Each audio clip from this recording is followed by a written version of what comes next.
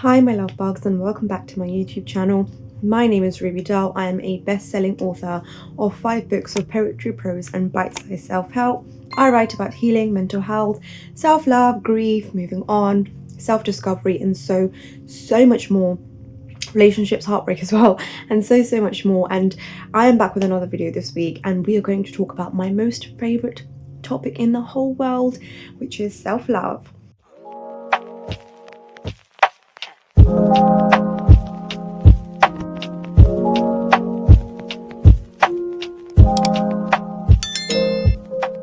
So those of you who follow me on social media, who follow me on Instagram, Facebook, TikTok, basically everywhere, who are subscribed to my newsletter, who just are like avid, followers and readers and fans. Firstly, I love you.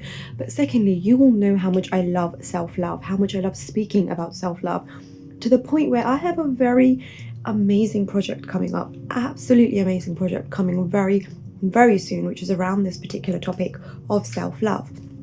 So I write about it in my books, I write about it in my pieces online. But what does it mean? What does self-love mean? And what does it mean to not love yourself? What stops us from loving ourselves? That is a very, very important question that we are going to ask ourselves today, and we are going to try and answer.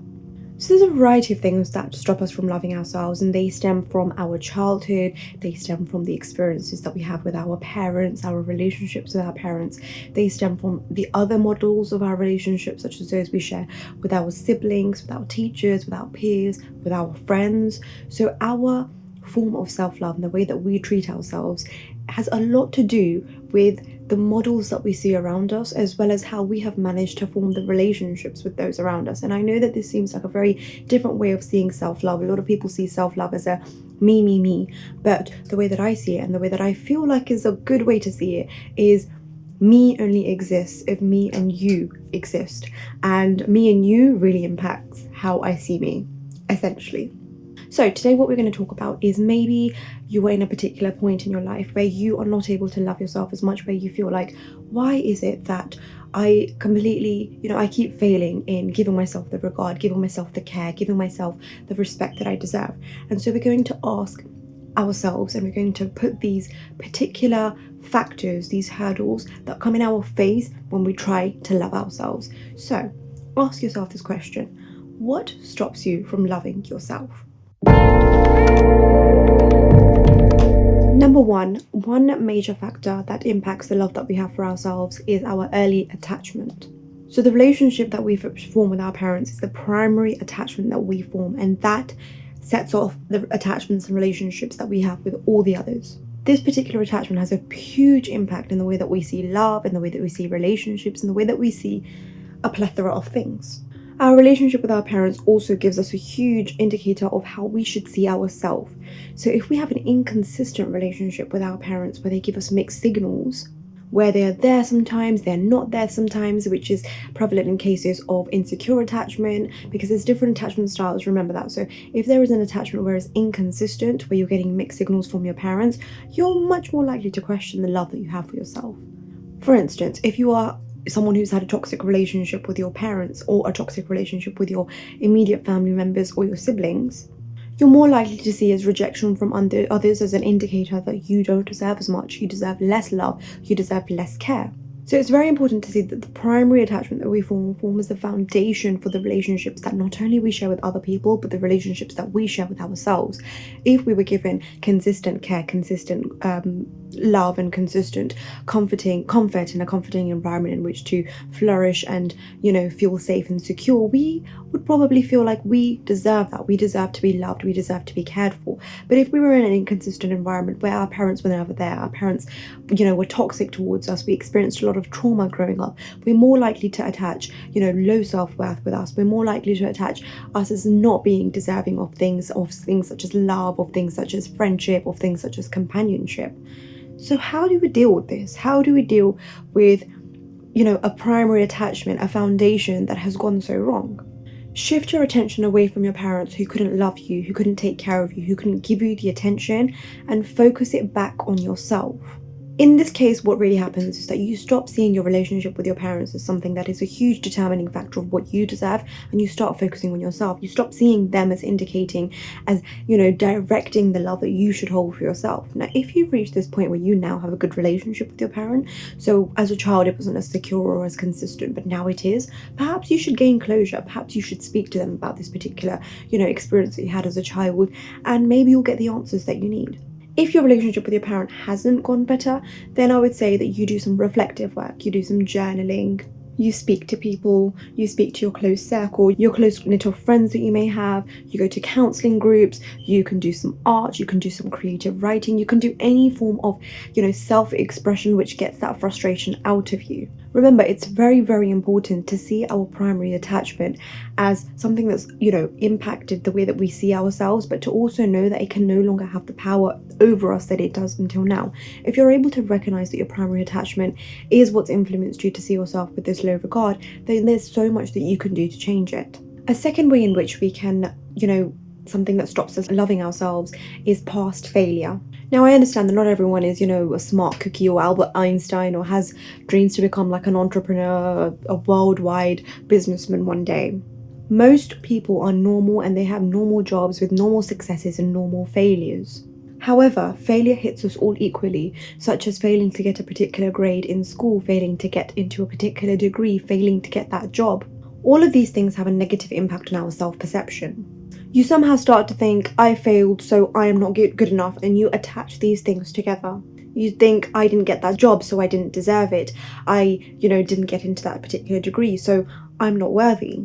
These particular thoughts are very demotivating and self-depreciating. Having thoughts such as these after experiencing failure is not a good motivator for you, nor is it going to encourage you to want to do better.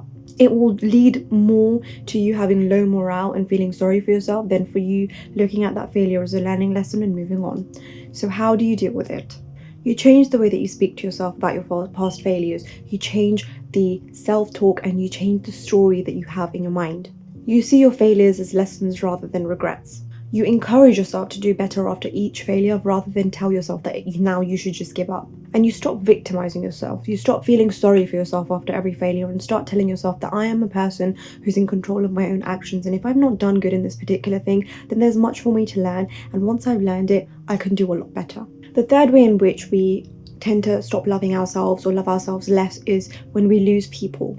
Now, part of growing up is forming attachments, forming relationships, attachments, getting close to people, falling in love. And another part of life is losing people, whether it's friendships, whether it's family members, whether it is those very loved ones and, dating relationships that we get in, we can lose them. If you attach your self-worth to others, which a lot of us do, we attach our self-worth to our relationships with others, then when you lose them, you lose a part of yourself too. People leaving leads you to questioning your self-worth, especially when it's not something that's a result of a natural disaster or something that's just naturally occurred, such as death. When it's a relationship that falls apart or a friendship that falls apart, you really start to question what you deserve and who you truly are. You start to say, I don't deserve love. There must be something wrong with me. I am unworthy. Relationships falling apart causes us to blame ourselves, especially when they keep happening, because we fail to realize that losing relationships is just a part of the cycle of life.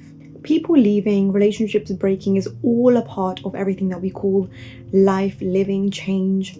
Life is constantly fluctuating, nothing stays the same. You need to see people leaving as a result of this constant fluctuation rather than a result of your own direct actions. So how do you deal with it? How do you learn that losing people doesn't have anything to do with your self-worth?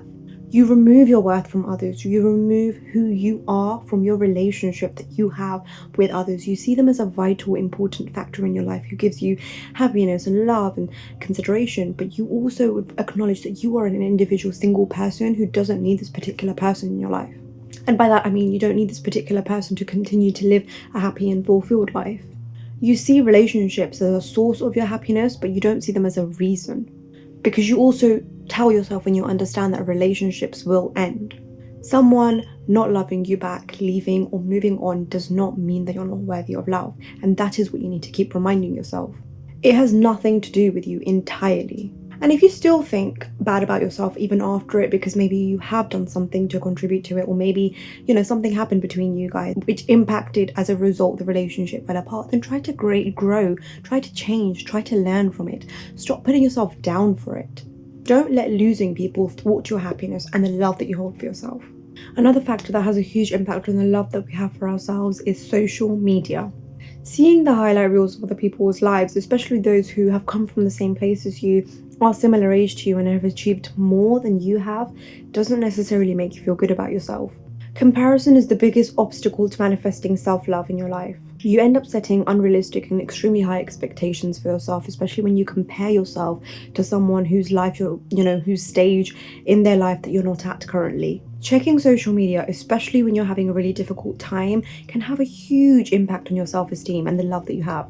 It can have a horrible impact on our sense of happiness and our love for ourselves. Because watching other people's highlight reels makes you question everything in your life and makes you question whether you are truly happy, even if minutes before you checking that particular highlight reel, you were actually happy with the life that you were living. So how do you deal with this? How do you deal with social media having a negative impact on the love that we hold for ourselves?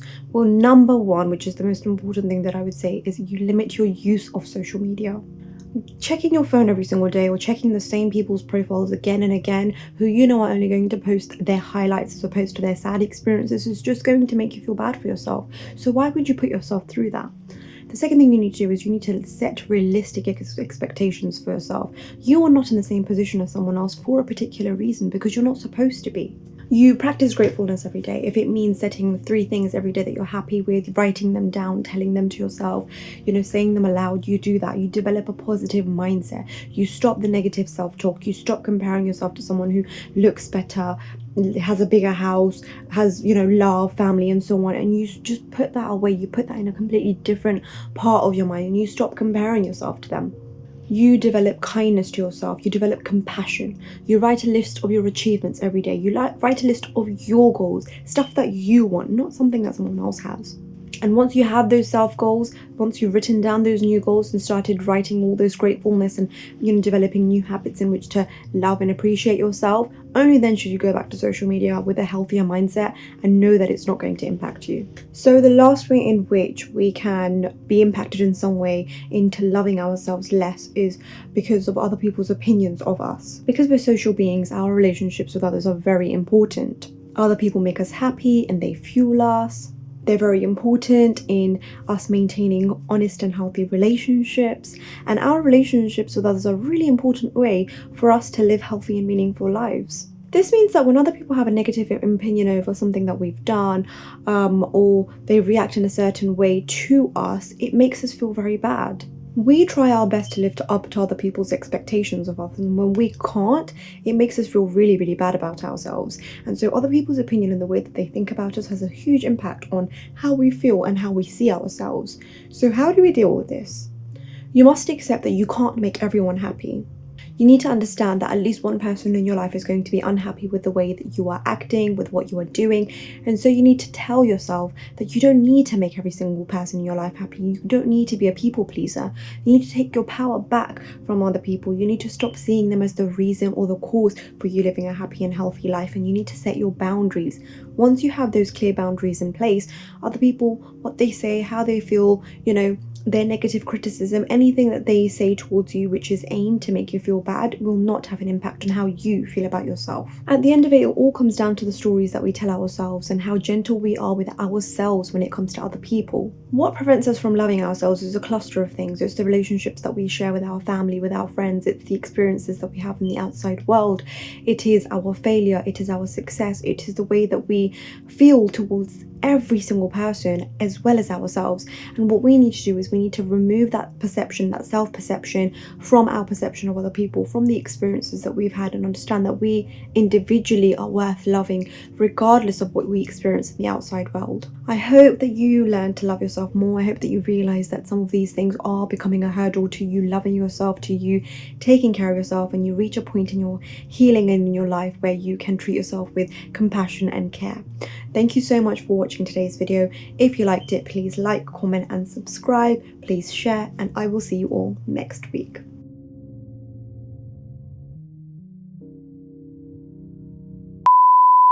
these particular thoughts are very demotivating, and